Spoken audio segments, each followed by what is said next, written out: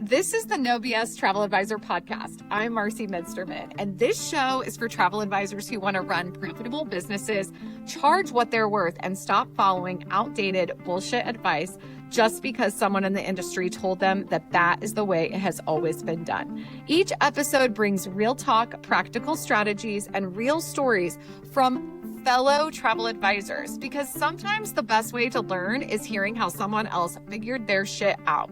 So let's get to it. Good morning. Good morning, everyone. This is Marcie Muensterman with the No BS podcast for travel advisors, and I am here with Chelsey today. She is with Wandering with Chelsey Travel, and she's going on 3 years in her travel business. I'm really excited to have her today, but before I get started, I want to introduce myself. I am Marcie Muensterman, and I am your burnout survivor, veteran travel advisor here to help you find success in our business by maximizing the time you have, making the most money you have. And there are days when I just can't believe this is my new job. So I'm excited to be here and be talking with our colleagues and sharing their stories with you. So Chelsey, welcome to the podcast. Thank you for having me. Are you having a good morning? Yes, it's been a lovely rainy morning here. Yes, we actually have really good weather today, so I'm excited. So where are you from, Chelsey? I am from Arkansas, a really little town called Lamar. I live out in the middle of nowhere on a farm, so probably a non-traditional travel agent, if you will. I love that. And you told me you have cows, which makes me so excited. How many cows do you have? So me and my brother and sister, we have probably 45 cows out there right now, but like I personally don't own all of them. I just own some of them, but they're all together right now having babies and everything. Oh my gosh. I love a cow. My kids hate it because I will literally pull over to see cows and I scream moo in the car. So I'm so pumped that you have cows. I was like, this is the best. But you also are really busy being a mom. Yeah. So tell us a little bit about your everyday life. Okay, so my everyday life, I have 2 beautiful little girls. One is 4, her name's Ellie, and the other one turns 2 next month, and her name is Izzy. And we live on a farm out in the middle of nowhere. They have a lot of grass they get to run around on every time.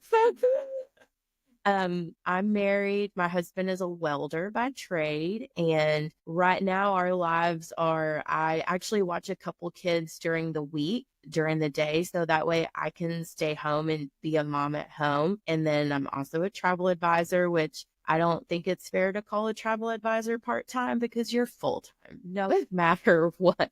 Everybody is full-time, even when they're part-time. That's right. That's right. So that is our life currently. 2 months ago, our lives were totally different than that because we were traveling around the country for my husband's work, living in a fifth wheel.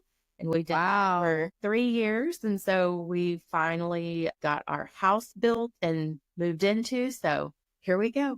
Well, congratulations. It sounds like so much has changed in your life. Yeah. So how has your travel advisor business been during that time? What were you experiencing actually early in your career versus kind of how you are now? Take us a little bit through that. Okay, so I'll start from the very beginning. So when my husband decided he wanted to go out on the road, he did. And he was out there for a few months, and I had a full-time job. And it was kind of the end of COVID. Everybody was going back to the office. And while he was out on the road and I was back in the office, I had to figure out what to do with Ellie. And so she was in an in-home daycare. But my job at the time was not just a 9 to 5. Like I had evenings and weekends and programming going on. And so my family and all of our support system lived, I always say, an hour in the wrong direction. Right. We were. So it finally, I just felt like a single mom, if you will, trying to have a full-time job, raise a little girl. But I had a husband and I never saw him and he never saw our little girl. And I was like, I'm done. So we took the plunge of selling our house and bought a fifth wheel and off we go. And around that time, another one of my colleagues, she had just recently become a travel advisor every time we saw each other, we'd always chit chat about travel. And she was like, okay, so I know you're moving, doing other things. I think you should look into becoming a travel advisor. It's like, oh my gosh, I think I would love this. It's something I can do from anywhere. So I jumped on and I started officially like January of 22. And so I did that. We were out on the road. Things were going honestly quite well for me. I was really excited about how my business was going. And then 3 months in, I literally got the worst phone call of my life one night, that my parents' house was on fire and they unfortunately did not make it. So I'm so sorry. Thank you. So sorry for your loss. Thank you. It's not easy. Holidays really fucking suck. They do. Be quite honest. Thank you. And I'm sorry for your recent loss as well. It sucks. Life sucks sometimes. That's traumatic, girl, though. That's like over the top. I'm really sorry about that. Thank you. And so we were in Florida at the time. So we were halfway across the country. And after kind of the initial shock wore off in the first 30 minutes, we just threw some clothes in a bag and got in my car and we drove home and got home as early as we could. And so I was home. I did not really focus on anything except, so my dad had a lot of animals. We had sheep, we had cattle. He had more animals than I think any of us realized, probably more than he realized too. And so and honestly, if I'm being quite honest about it, I don't think I'm still yet grieved about them passing because it was just a go mode. Had animals to feed, animals to take care of. I had a little girl to take care of. It was just a constant go. And sometimes I'm thankful for that because I didn't just freaking melt down. But there's times like I'm pissed that I've not really fully gotten to just breathe and let it all out. That's something that I'm hoping now that I'm home and there's so many reminders I'll be able to do. But in that time, I didn't let it stop me from being a travel advisor. That's the beauty of it, being remote, making your own hours. You can do what you need, take all the time you need. And to be honest, I actually planned some pretty big trips like during that time. And I was sort of thankful for it because it was something to keep me busy and keep me going. And so I experienced that while trying to freaking start it. Yeah, that is a lot to balance. And especially because your dad owned a farm, your family owned that farm. And I'm sure that was just a layer of like actual physical labor that you had to put out. And, it wasn't just sitting behind the desk creating proposals, I mean, there's just a lot that goes in, not to mention just taking care of your family, and your daughter was too young to understand what was happening. So I'm sure that there was just a lot going on at that time. So how was being a travel advisor during such challenging times? I feel like you wrote in your survey that you were just surviving. Yes. And so it was just survival mode personally, and I still feel like that a lot of days. Yeah. Just still surviving the day. I'm thankful that I was in the early phases of being a travel advisor when that happened. So I didn't have anybody on a trip. I didn't have anybody that, it was just proposals, still getting my name out there, the Facebook group thing. So I'm thankful for that.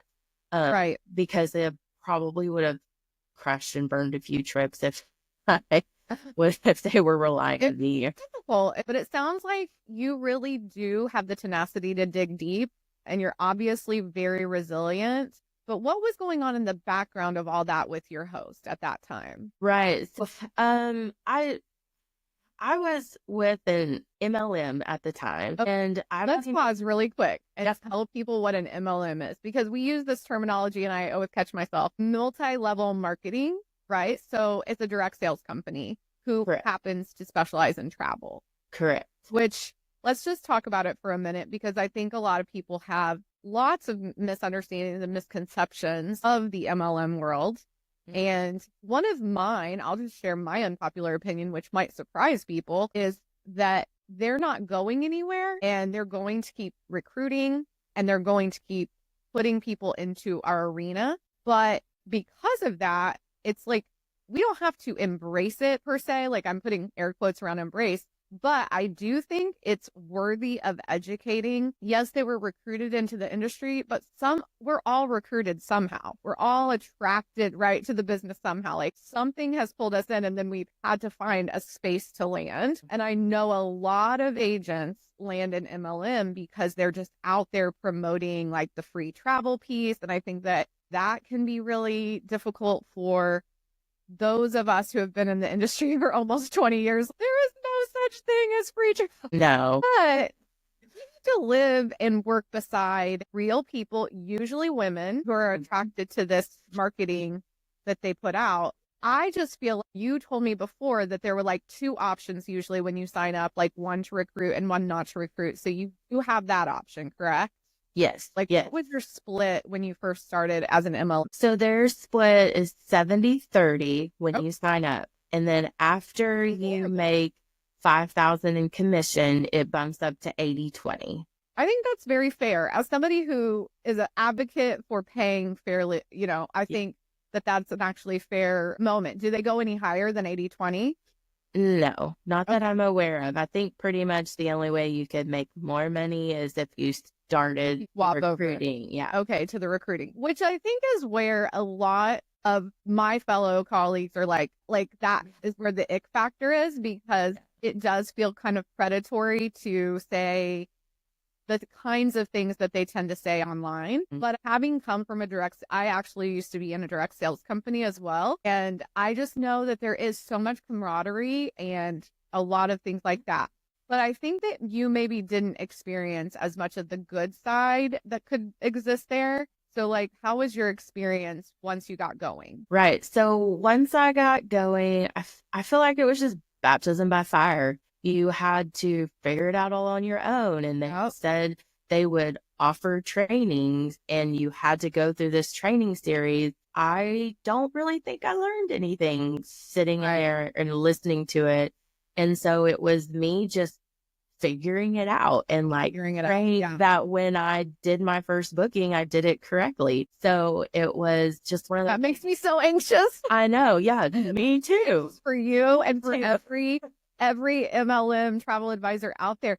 But I also want to say that could happen anywhere, in any host, at any agency, if you do not have proper support. So I'm so sorry that you went through that, but like, how did you manage it? So I think it's just me as a person. I've always been somebody, I'm going to figure it out and I'm going to do the research, put the time in. And because I'm one of those, like, I like to try to figure out the answers to questions before I ask. So that way, one, I've kind of done my research and I know what the answer should or shouldn't be. And then two, I know if you're blowing smoke up my ass or not when you answer the question. So I try to do that. And I think probably this goes back to how I've been able to handle my parents' death is when I'm in crisis mode, that's when I can kind of thrive and troubleshoot and do what needs to be done. And I feel like that's kind of what I had to do, trying to figure out the travel business. And there was a lot of good information that I was able to stumble upon. But I will say, like, when I first started, it was hard. Like, I didn't know where to start. And it was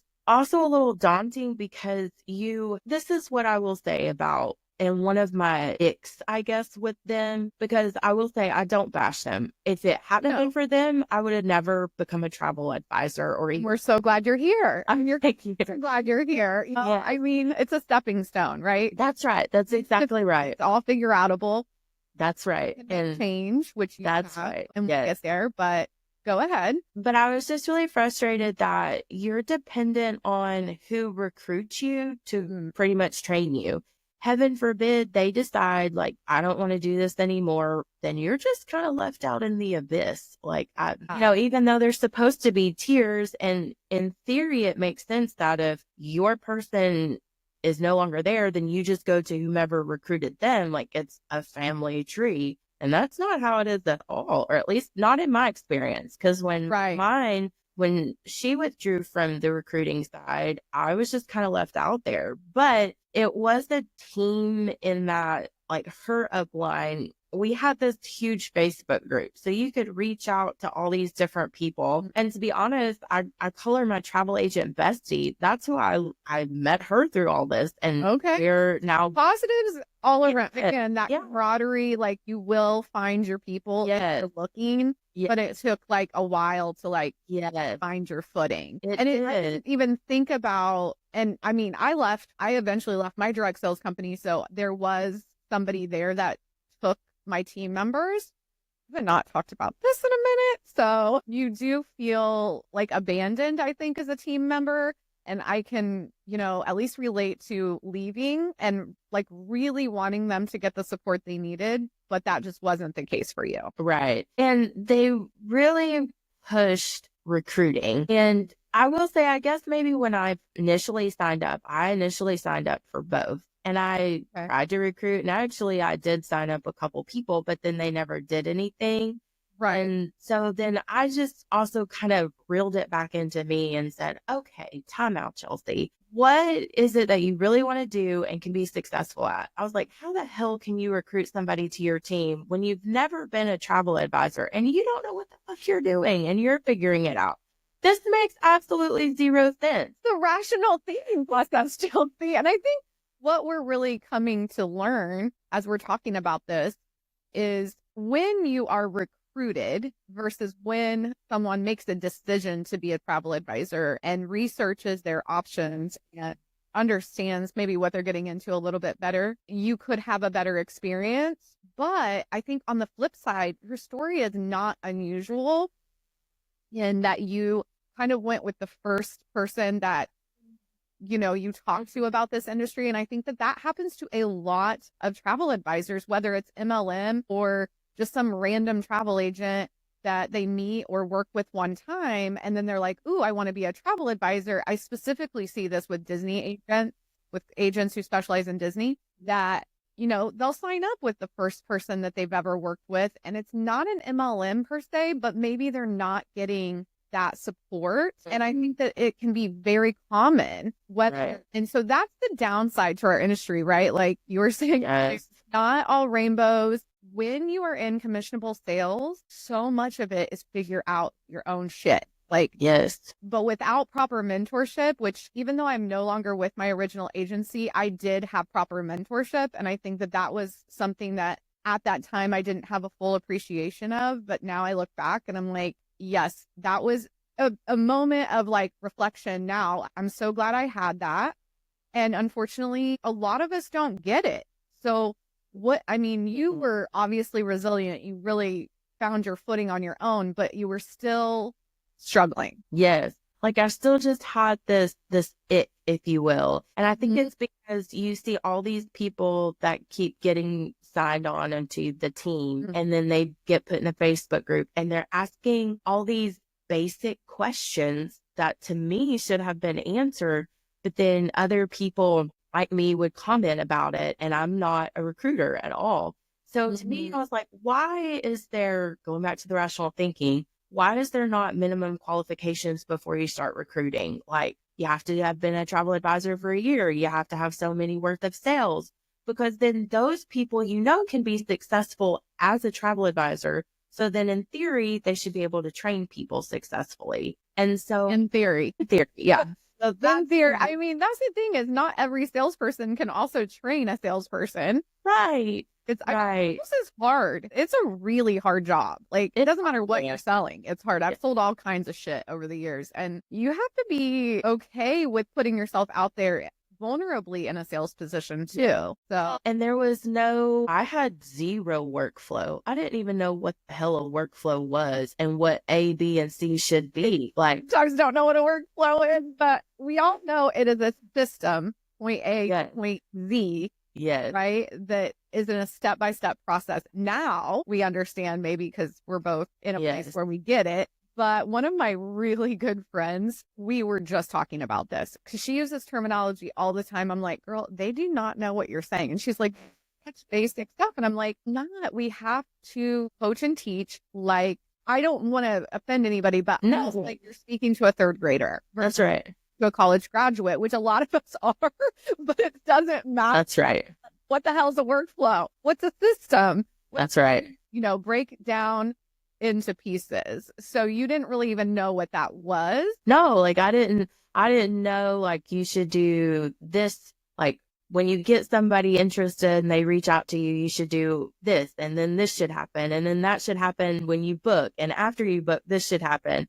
It was just doing, I guess I was somewhat fortunate that in previous travels, I had hired travel advisors. So I sort of knew what they had done for me. And so I sort of did the same steps, if you will, whether those were right or wrong, I don't know, but here we are. And I have fortunately stumbled upon your Facebook group, the Maximize group, so I could start learning. And I'm not going to lie, there's so many different courses out there. Yeah, there are a lot of courses. And I just like free options too. Like, yes, so much stuff just kind of flying at your face if you're looking for it. Yes. Especially if you're looking and Googling, and yes, it can be quite the Google rabbit hole. So yes. And I feel like you just have to really be able to click with somebody, or you just are like, okay, I get it. Like, I like this lady. Let me see what this is about. And that's how I felt when I started with your group. I was like, okay, I can get on her train. There was some others I was like, I don't even want it to still work. Crazy train, but we enjoy it. We're riding it, and it's honest. Yes. I think a part of this too is when you find someone, because I'm definitely not everybody's cup of tea. And I think that is something I had to embrace in order to help you guys. And that was a challenge for me as well, because I was like, they're really not going to like me. But I do find that you guys that do click with me, it's all in just the direct conversation. That's right. It's like, you don't always want to like enjoy what I have to say, but I'm never going to lie to your face. Like, it's just never going to happen. So how did you find the Maximize group in searching, or before you left your MLM, or did you find it after? Like, what was that process like for you? Okay. So I had decided, I finally told myself, I was like, okay, I'm done with this. I'm tired of being, like pushed to try to recruit when I don't have any desire to recruit. I just want to be a travel advisor. I don't have the time or energy to teach others what I don't know. I think acknowledging that is a huge piece, Chelsey. It sounds like a lot of people might want to step back and consider, like, do you also want to be somebody's coach when you're a brand new travel advisor? It's hard enough, Yes. Like, quit seeing dollar signs and think about yourself and them, and if you're actually going to be worthy. Because I never thought I would be, because I just was not there mentally, even though other people really thought I was like, no, I'm not there. Well, and share advice without being somebody's coach and make an impact. I mean, I think there's a lot of agents out there that have a lot of great things to say, but maybe they don't have the capacity to coach. And as a coach, it can be very difficult sometimes, like, to show up and give like consistent, rational, real advice. And sometimes I'm like, oh, that came across real nasty, and I didn't mean it for it to, like, I think just like being able to recognize like this piece of it is really, really hard. Right. And just recognizing that I didn't have the time. I had small children. I don't have the time. And I had already kind of started thinking maybe there's somebody better out there for me than who I'm with. And so I had started that process, and I went to the hostagencyreviews.com and really such a great resource, you guys. If you have not signed up with their newsletter, I love her newsletter so much. It's Host Agency Reviews. I'm blanking on her name. Apologies in advance, but she sends such great, beyond the host agency review piece, she just has great information about our business all the time. So if you're not signed up for her newsletter, HAR, Host Agency Review. Awesome. Yeah. Interrupt. No. Little plug for her, because I think she also has a podcast. I might have to put her name in the show notes, because I'm feeling like I just am blanking while we're talking. So how was your experience on there? It was great. I love that you could even niche down. Like if you wanted to just focus on cruises, well, here's those agencies. Or if you wanted to do Disney, here's those agencies. Or if you didn't want to, I loved that. And I actually, I guess, kind of went through the interview process, if you will. I had narrowed it down to a few that I was intrigued by. I interviewed with one and I was like, nope, that's not going to work for me. And then I interviewed with a second one and I was like, okay, I'm feeling this. I like what I'm hearing. I like what I'm seeing. And I jumped on and I gave myself a promotion because it's a 90-10 split. We love a self-promotion moment.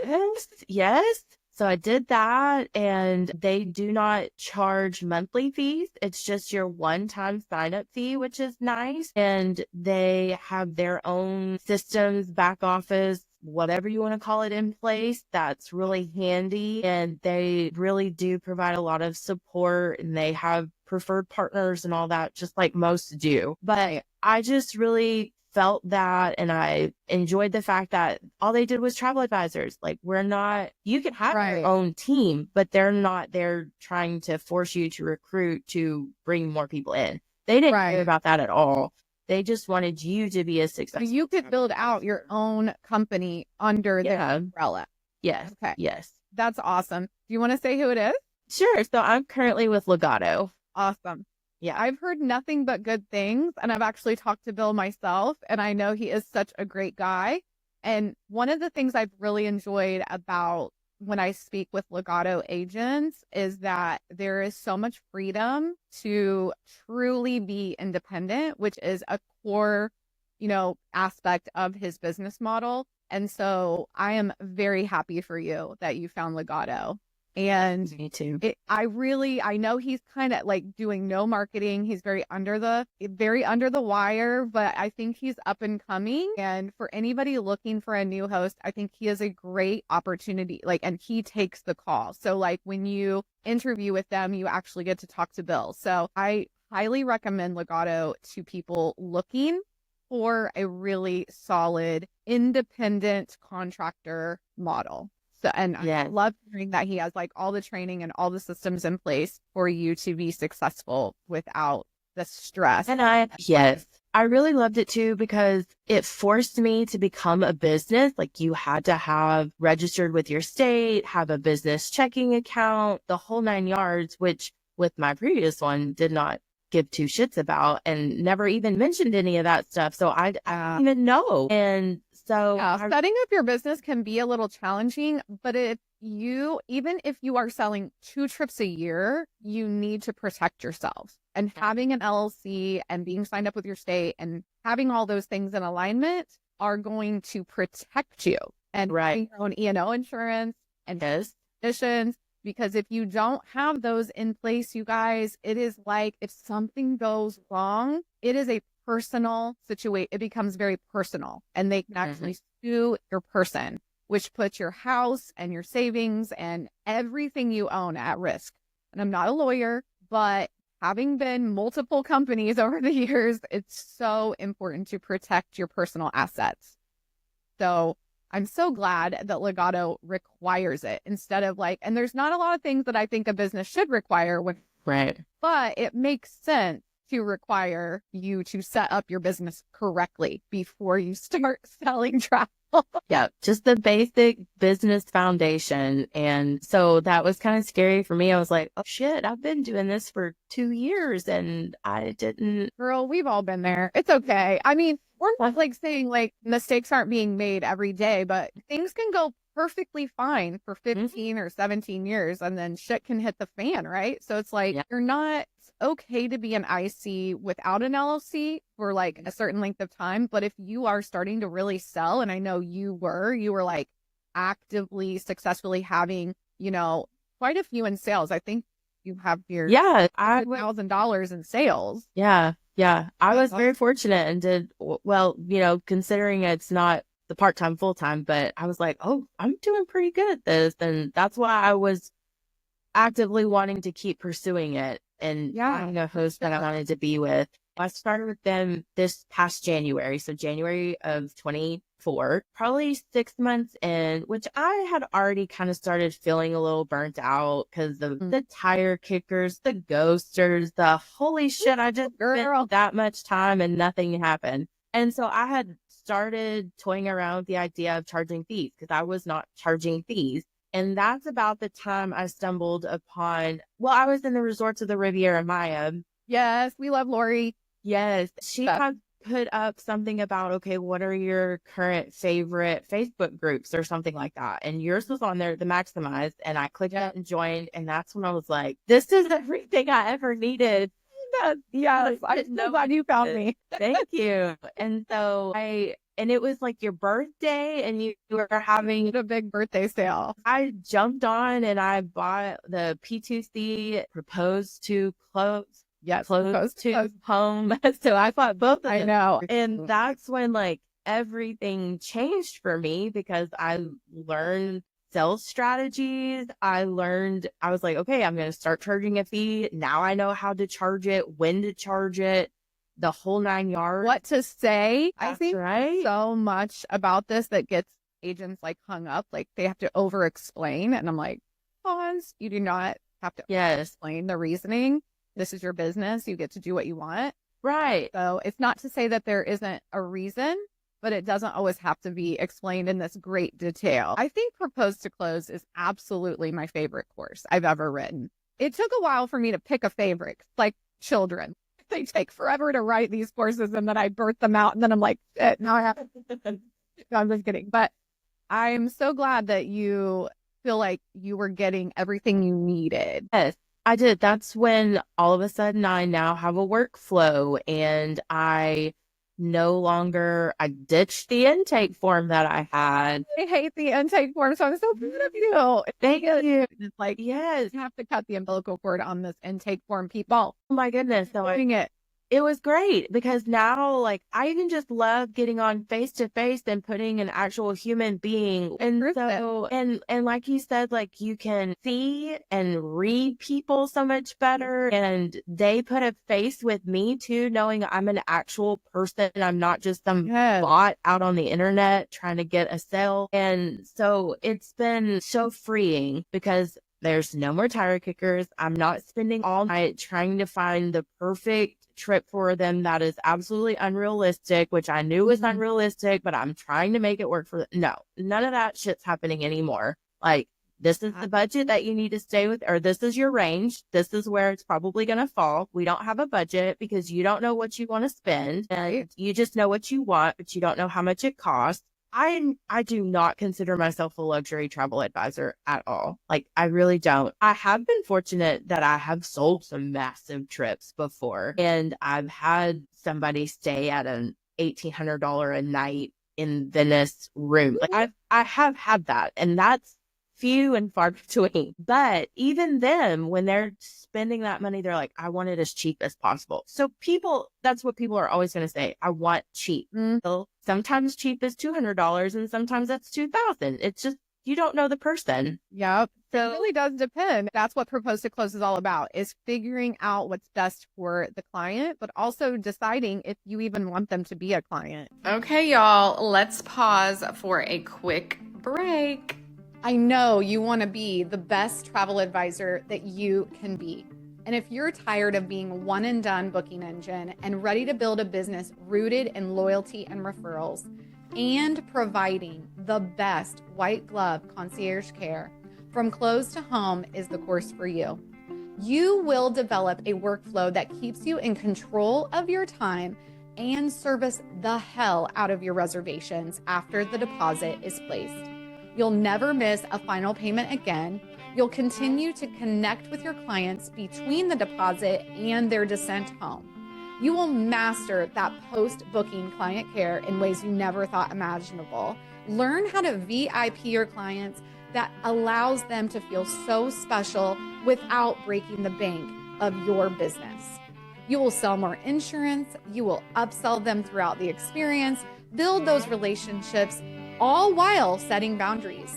There is no 24/7 here. You'll learn to manage hiccups like a pro, and you'll have the confidence to follow up with them after they return and encourage them to rebook for next year. Stop chasing new leads and start creating raving, loyal fans who never want to travel without you and refer you to everyone they know. Head to my website to grab From Close to Home. And don't forget to check the show notes for an exclusive coupon code. Okay, now back to the pod. I think a lot of agents think that they just have to take everything and do everything and find the unfindable finds to be good at their job. But in fact, it just creates more chaos for both you and your prospects. So I'm so happy that did you feel like there was like an aha moment at any point as you're going through the course, or The whole course. dove right in it? I did. Bought? I did. I'm getting on people at Chelsey need like a little bit of massaging, but you're like, I'm just gonna do it. I like that. I knew what I wanted, and I went after it, and I'm so thankful. I'm so glad. I'm so glad. You said you felt excited and empowered. I think that is Yes, I really did, because again, I went from sending out, okay, here are your 3 options, one that fits your budget, under your budget, and over your budget, which is boo. what I was trained. That's right, boo. I know. Ugh. I know. That in and of itself wastes so much of your time just trying to find that third option. And I finally even started telling myself, listen, you're looking for a needle in a haystack, quit. And if all you have are 2 options, then go with it. And then you do your first and best. Gee, I knew at first and best. It was like a post-COVID, like if I really look back at how I did, I was the same way. I would do 3 resorts, 3 different room categories, 3 this, 3 that. And I was like, after a while, I was like, this is what they want. Why am I sending them all this shit? It's just clogging up if you're anything like me, and I think we both have ADHD, it's like, if I were a client, how would I feel looking at that? I can't even funnel through the options. And then you have to walk them through everything. It's like, why are we sending more than what they need? And so I took a risk very soon after COVID, because I was adding fees. I was so tired. I was like, it almost killed all of us in one form or another, honestly, especially in the travel business. It tanked us. But it also really highlighted the issues that we have working for free and giving more than our clients are willing to meet us in the middle on. So it's like, if you need 12 options, you need to go to Expedia. I am not a booking engine, right? So I had to realize that. And then deciding on first and best was a big step. And honestly, it was, besides ditching the intake form, it was terrifying for me to put that into propose to close, because I thought you guys were going to think I was crazy. And some of you still do. I get feedback on that a lot. But I'm so glad for you. It was like you could click into that, because if you're qualifying a client properly and you know what they want and you can see it in your mind, I'm picturing you at this property on this beach. I can see you in the chair and be able to give that to hands down. We're going to spend more, by the way. We send them if we need to, but we like to find out why. Yes, that's right. Yeah. And I was so blessed during it, because I hammered down. Like, I would get up 4:00 every morning and watch a module so I could get through it, because that's just how I had to. Wow. I had 2 small children. It was either do it in the morning time or doing it at night. And I'm opposite of most people. I'm not a night person. I function. My mind is clear in the morning. I get up at the ass crack of dawn so I could hammer down and get through it, so I could be a better travel advisor. And within that time, like, I was probably halfway through proposed to close, and I had gotten a repeat client, and she wanted to do a trip. And so I just started that was the first time I charged a fee, started implementing the strategies, the workflows, set my first and best. She ended up booking first class, the whole 9 yards, a butler, sandals suite, like all of it. And I'm all like, oh my gosh, like, okay. And then pretty soon after that, I had another just random on my Facebook group reach out again, sent the Calendly link, had an appointment. We charged the fee. I sent the first and best in the freaking most expensive room at that resort, and she booked. So it's like, I am so pumped for you. Well, yeah. I mean, I think you were sharing some of this along your process too, because we have the exclusive group, and I remember being like, oh my gosh, Chelsey is rocking and rolling it. And I think it's because, and I love hearing that you created that time for yourself to take the course, because one of the main things I see is people buy it during a sale, they're excited, and then they're bogged down in their poor habits, let's be honest, and don't create time to learn the thing that you purchased. You know, it's like going to the gym. Like, you bought this membership, make time for it, or you will not get stronger at what you want. And I feel like if you don't, I mean, when you said you get up at 4 a.m. just to do a module, I mean, you could do that from your bed. Like, you don't have to get all the way up. And I also think too, just that commitment to change. I'm getting goosebumps because it's like, if you are committed to change, you can change. People who want to stay stuck choose to stay stuck. I'll die on that hill. Like, if you really want change and you own any of my courses, you guys, if you're listening and you own any of my courses and you've only done one or half or none of the modules, you will not have change in your business. And I don't give refunds for this reason. Like, I'm not going to force you to take the course, but you aren't getting your money back for it. So you might as well give it a shot. Like, you invested in yourself. Like, you take that time, get up at 4 a.m. if you have to. And you know, I'm anti-hustle. But when you're in the middle of a big change, whether it's life, business, whatever, that transition has to be committed to. And as someone who is avoiding committing to working out, not refuse to join a gym again, you know, I called, I'm going to go off on a little tangent because why not? I called somebody who was a mobile trainer, and I literally told her, I don't even know if I'm going to do this. So I don't know if you really want to come out here, you know? And she's like, I do want to come out there. I want to talk to you about your goals. And I was like, I have 0 goals. I've just been told I have to do this or I'm not going to feel better. And I know in my heart as a business coach, and she's like, you have to get uncomfortable. She's like saying the shit that I don't, that I say to all of you guys, like, you have to get uncomfortable. You have to do things you've never done before. You know, you have to get up early and take the course, or what's the point? And it's like, if I want to be a stronger human, like physically stronger, I'm going to have to listen to what she has to say. And I'm not going to always like what she has to say. And I think if you can embrace hearing things you don't want to hear, it becomes your own idea because you chose to purchase, you chose to invest in yourself. Like, now, like, take the course, you know, like, implement the strategies. It's not a waste of time. But I'm kind of in that. I have to kick my own ass right now because I bought Facebook course last month, and I'm on module 3 and I have not watched it yet. And because I was like, oh, that's a long one. I'm really going to have to carve out some time. It's the big one because it's all about the pillars. That's it. I really have to just kick my own ass. Some of them down and do it out of bed, or just do it in the bed and listen to it while you're waking up. But yeah, no, I will say, and any travel advisor I ever run into, I highly recommend your courses, especially Dia. Like, I really didn't. And it also, like, close to home, made me look like a freaking rock star with bookings I already had. Like, so I didn't even do the propose to close on those. This was just, okay, I've gone through this course. Let me try out these strategies. Girl, you've like been through the gamut of like, you really did dive in. I'm impressed. And so that was what, like in July.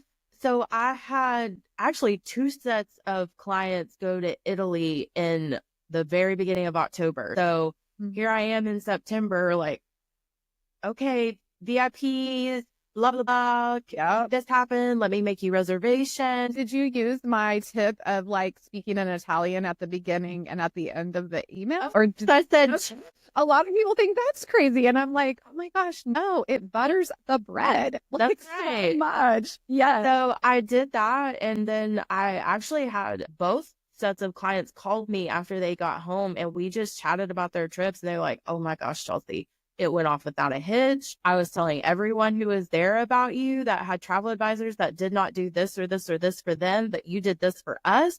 So I was like, thank you, Jesus. So now I've got, and they'll come back, clients for life. Right. The point of building a sustainable business is when you serve over sell. When you put the service, you put the qualifying ahead of everything. When you then touch base and stay in touch and VIP your clients and really take the time after they've booked, they will come back. They will come back. Why would we want to keep spinning our wheels on finding new aligned clients when we already have aligned clients if we just step up our service game? And it doesn't take a ton of time to step up your service game, but it's actually some of the most fun, best return on investment of time and money. Close to home is going to be a really good thing if you're struggling with what to do after you take their deposit. I'm so glad that helped you, because when we have plans for life, that's less work in the future. You don't Right. have to start from scratch getting to know each other. You don't have to worry about, will they like me? You already know they love you. They're referring you, and they're referring you to quality leads 9 times out of 10. Yes. I did not come from a sales background, so I had to learn all of that. I will say I've always been more of a customer service person. So it's the little details that I've always paid attention to. And you just helped me pay attention to more I didn't know existed. And I'm so thankful and fortunate that a vast majority of my clientele right now is repeat and referrals. And I love it because I know what my clients want, and I know when they refer me, they're referring me to clients that I want. Yes. I've been so fortunate in this business that I knew nothing about coming into it. And, I, like I said, baptism by fire. I've already switched host agencies. You've Started done a lot. Yes, I feel like I'm playing catch up, but I feel like I'm in the teenager phase. Like, I know enough. You can't bullshit me, but I don't know everything. And I have to be willing to open my ears. You'll never know everything, girl. The needs have changed over the years. The connection, I do think people are craving the in-person connection, which is why I die on the Zoom hill. I mean, there's a lot of hills I'll die on by myself, because there's so many things in this business that I feel like could be easier if you're willing to do just these small things. Mhm. What I love about your story, Chelsey, is truly you have been through it. Like, personally in your life, it's been really tough couple of years, but you made these changes in your business in under 6 months. Like, you bought into your new host, and we love that.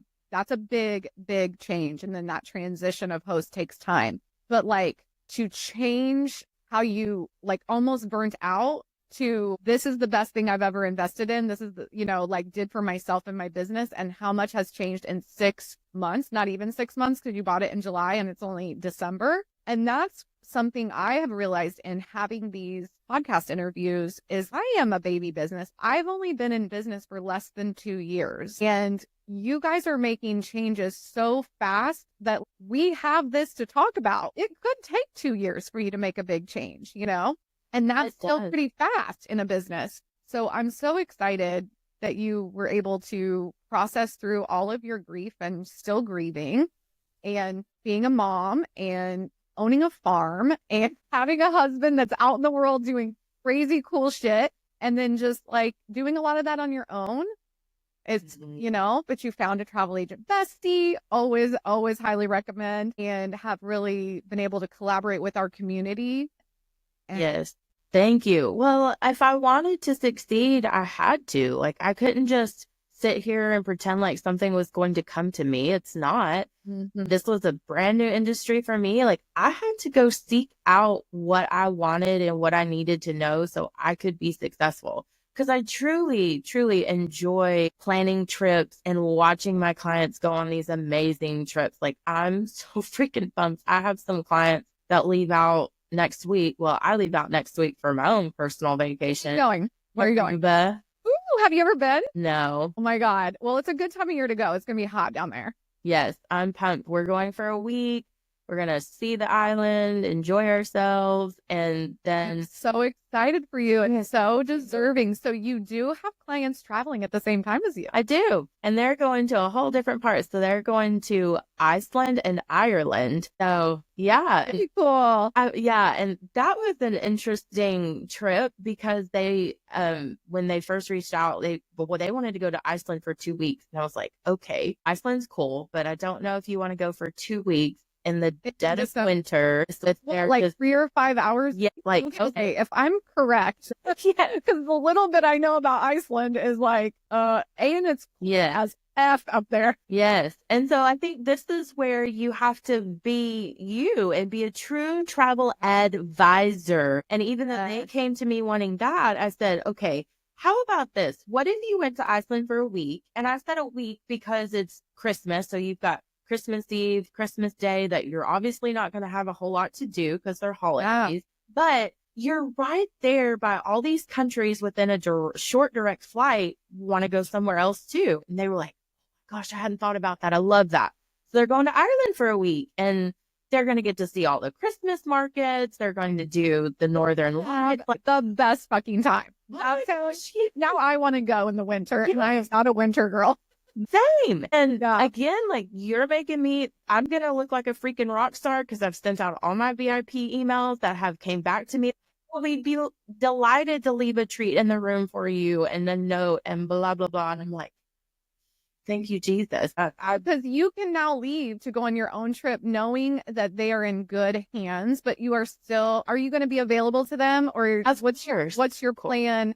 So I have told them, like, I'm going to be on my personal vacation, but the honesty. I will have my phone on me. So if you have any issues, please don't hesitate to reach out, but just know we're in different time zones. Yeah. You know, I've got my own shit going on. So like, my husband and I, ever since we got married, our big deal when we go somewhere is we go fishing. So I've got 2 days that we're going to be out on the water fishing, that even if you try to call me, you're not going to get a hold of me. And unfortunately, one of the days is Christmas Day that we're going to be fishing. There's nothing, I mean, you can't do anything on Christmas Day anyways. They've already got reservations for supper that night, and I think lunch that day. So she's honestly been great to work with because she's been a go-getter as well. And so we love that. Yes. And then I've been able to make her life easier because of my itinerary builder that I can use, and it's a nice pretty app she can download, and love it. Yes. So I'm thankful for that. And then, like, I have some clients leaving in a couple of days to go on a cruise, and they get back when I leave. So it's just like you said, clear is kind, telling them I'm going to be gone. I will have my phone on me, but this is what's going to happen. And so also I have clients leaving at the end of December, already got them prepped and ready to go. And I've got clients leaving at the beginning of January. I'm going to make sure they're prepped and ready to go. Girl, you're busy. You have a very busy holiday coming up. I'm very impressed. This is when I say, I don't know how I have not just crashed and burned some trips before, because it's just like there's a complete lull. Nothing's going on. And then all of a sudden, bam, you have like 100 trips to plan or to get through, it seems like. But I know, but that check is coming. And that is like what we look forward to, because I don't think people realize like the waiting game on getting paid. Like I'm waiting on 3 groups to pay out that traveled 60 days ago. Oh, you know, and I'm like, when am I going to get this money? It's not going to be this year. I'll tell you, like 2024 is over and those checks aren't coming. So I don't think people understand like the amount of time and energy that goes into a vacation. And then we are ready to get paid. We should be getting paid. And sometimes we still have to wait because the vendor is taking a little longer. So, I mean, there's just so much that goes into it. And I'm so impressed. I'm just so proud of you. I'm not saying that in a good way. I say this thank you. Every episode. I'm like, I'm so proud. But I think it's because I know how hard you've worked and the changes you had to implement. And my stuff is not easy. You have to really buy in mentally. It's a mental game too. And I love like how you felt empowered by the courses, you know, through the process of listening to the coaching on the courses, because I do spend a ton of time like talking you guys up. Like it's not just do this, do this, do this, do this. It's like, do this because all this other stuff will happen for you if you are willing to make these changes. I'm so pumped. Side note on the courses, like if you're doing the course, you need to go to the resource section first and download the handbooks, like the guidebooks. I mean, like seriously.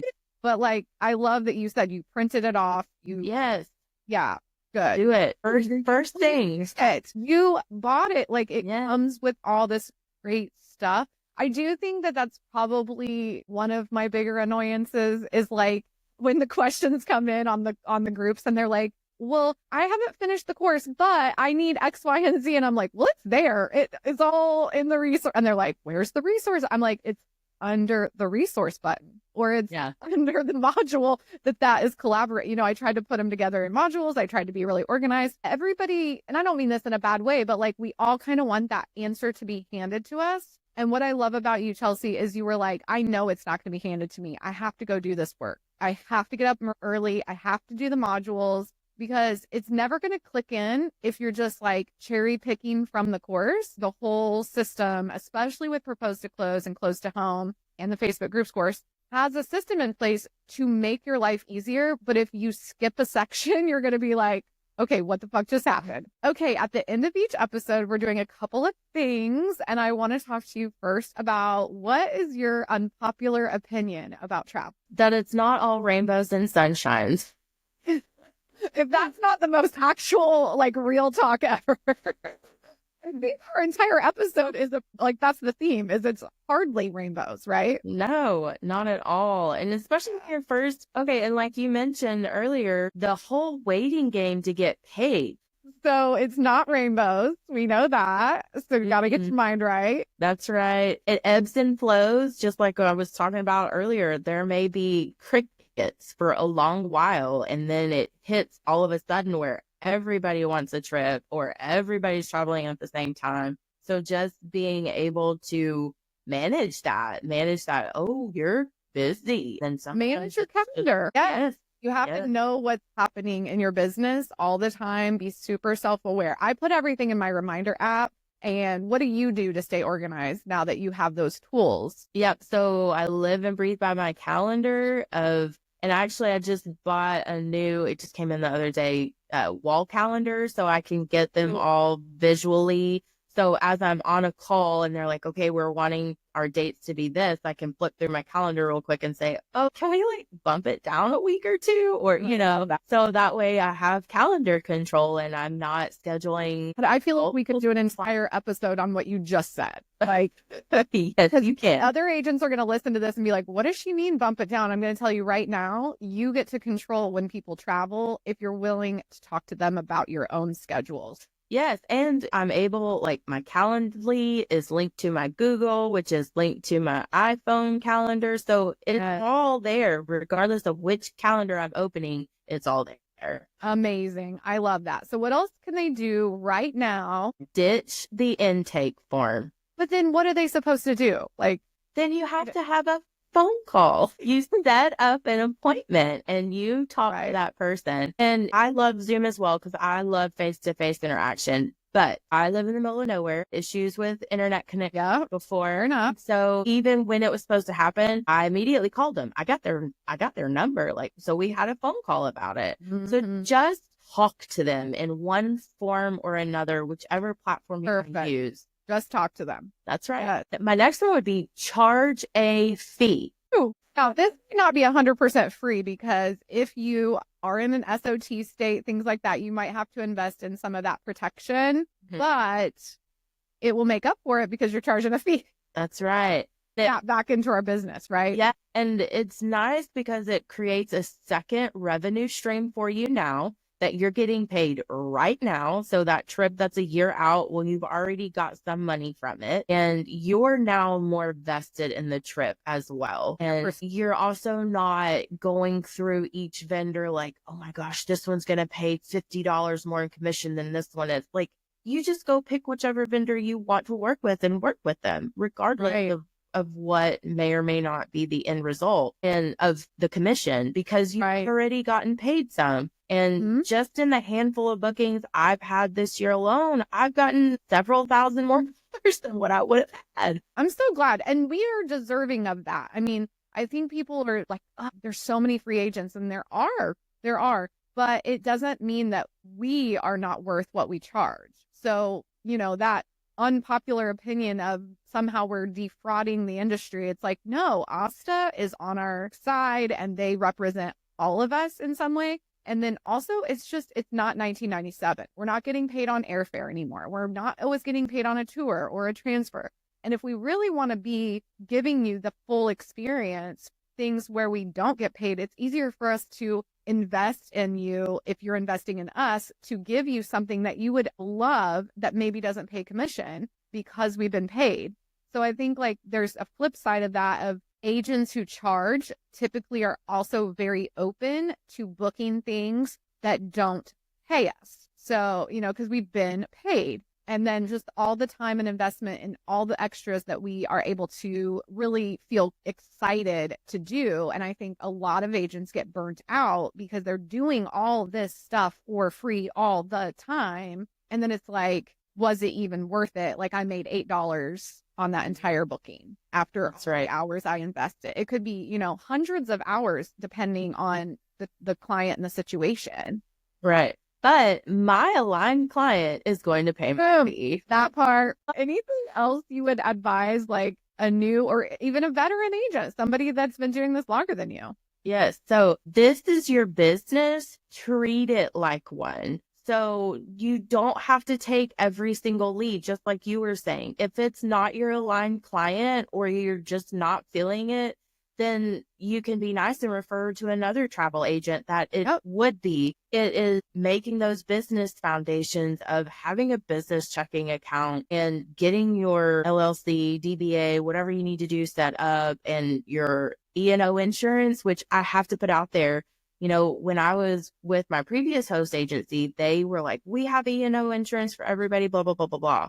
Well, then after coming on with my new host and learning the things I learned, I was like, oh, that's sketch. Like, I don't know that they really did have my back or not. And I've already... They definitely have their own back. Yes. And I purchased the E&O insurance and I've already got my return on investment because I actually did use it for something. I did. It's a little bit more about what that was like. Yeah. So I had a client, he was military and he was overseas and he was planning a trip with some friends, and where he was from, like that airline that he was going to have to go on, it's not domestic by any means. And so I had booked through a travel partner for the airfare, just the airfare, and my fault, but I did not realize that the ticket was basically, if you have to cancel, you don't get any money back. You don't get a refund. You don't get a travel credit. You get zip. And so I was like, oh shit. Well, then he ended up moving back over here to America and was going to need to change his flight. Okay, no big deal. I didn't think it was a big deal until I did not read the fine print and all this other stuff. So I finally just called the E&O insurance and said, this was my F up. 100% my fault because I didn't read the fine print. What options do I have or not have? And they were able to basically take what, that there was no refund, no, none of this, none of that. And he did have insurance. But again, it doesn't cover the fine print. Right. But choice change, right? Like it's not cancel for any reason. Right. And so it was just the whole thing. But fortunately, they were able to take that. It was like a change of job, military thing and that. And he provided me with all the correct documentation, as well as me providing the correct documentation from the airline that he wasn't going to get anything back. And I was kind of surprised. They actually were paid the airfare of the new ticket, not the old ticket, but the new ticket, and minus the deductible that I was required to have, like I had to pay. But I was like, this is amazing. A life changer there. It did, because again, it was my mistake. And I know everybody has their own views on how they run their business, but I'm very much if it's my mistake, I own up to it. And I was ready to pay out of pocket for his new flight because that was my, so fortunately the insurance paid, but what the difference was, I did pay out of pocket, which was very minimal. It was like a couple $100 because of the deductible. I had to, they didn't pay. I think it's literally might be the first time I've ever heard about a story like this. I mean, I think people don't know if it's going to pay off it's like any insurance. Like you don't need it till you need it. It's, Well, and I was so thankful because they could have easily said, nope, sorry, like there's nothing I can do. But they did. They worked through it. It was a very easy claim. Like, who was the company? Because I think we're all interested in knowing who a really positive, insurance company would. Berkshire and Hathaway. Yeah, Berkshire is one of the best. So I'm very happy that you were able to work with them closely and get that fixed. I think this is such a great, y'all, these are unplanned conversations, and I had no idea we were going to be talking about this, and I love it so, so much. It sometimes means we go over in time, but thank you for sharing that, and I'm very glad that that turned out well. But it also, I think, again, we make mistakes. We're human, and I do think that realness is really the piece that makes you so successful, Chelsey. Like, you're so willing to be honest with your client, yourself, and make these decisions that work for you. Because I always say, I'm not anti signing up. Like I want as many people in the who want to be travel advisors to be travel advisors. I just want you to be set up for success. And that takes more effort than just signing a document and paying a fee. We have to be ready for everything that comes because these people are boarding aircrafts. This is not a little thing. I don't care if you spend $2,000 or $200,000. Like they're getting on an airplane, they're going somewhere, and we're in charge of that. So like take it seriously. And I think that that's the piece where people, whether you do this quote unquote as a side business or part-time or whatever, there's just so many things that go into it, and not having all of that knowledge can really get expensive if you're not protecting yourself and putting your client first. So I'm really excited for what's to come. Chelsey, like, what are you so looking forward to in 2025? I'm looking forward to upping my fee because I love that, giving ourselves praise. Because I think I can. And I think that I was apprehensive to do it because I hadn't done it for 2.5 years. And I didn't know what my clients may or may not be willing to pay. And to be honest, there's only been one person and that was just a new client anyway, that was not with me before, who did not pay the fee. So you know what? I didn't waste any time trying to put a proposal together. I'm gonna up that in 25. The other things is like I have a sales goal for myself. And, now that I've been through Propose to Close, Close to Home, I'm hoping to get through the Facebook one pretty soon, that I have all these strategies now that I can just put into place and let my business run itself. And I love the repeat and referral clientele because I know them, they're my clients. But if I can get new ones, that's great too. But I'm not going to sit here and stress about it either. Like it's going to happen if it's supposed to happen. And I guess thinking about new business ventures as well within it, because I think there's great resources for everybody to be had. And I started creating these really beautiful destination guides to send to my clients before they go with all the information that they need. So I think I'm going to start trying to sell the Canva templates online for other advisors. So I'm excited about that. It's just scary. Like I know. Do it. I know. You just have to do it scared. And yes, like, what's the worst case scenario? No one ever finds the Canva template. Like that's literally the worst case scenario.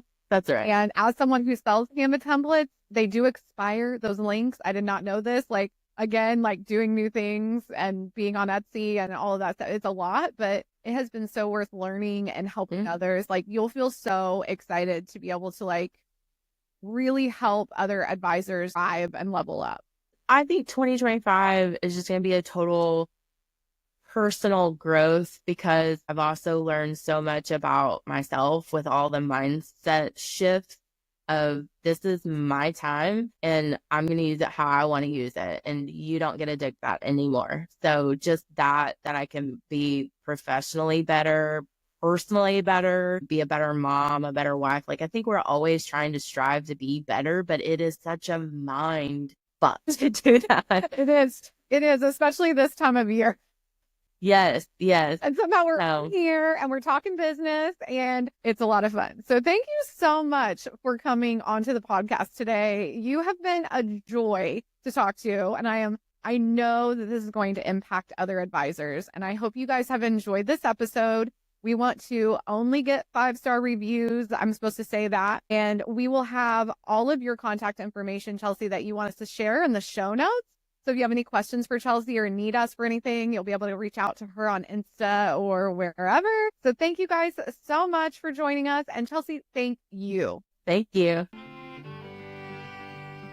That's a wrap on today's episode, friend. Thanks for hanging out with me again on the No BS Travel Advisor podcast. I hope you're leaving this episode feeling fired up, inspired, and ready to take back control of your business. And let's be honest, your fucking life. If today's episode hit home, do me a favor and share it with your fellow travel advisors who need to hear this. And don't forget to leave a review. Your support means the world and helps me reach more badass advisors like you.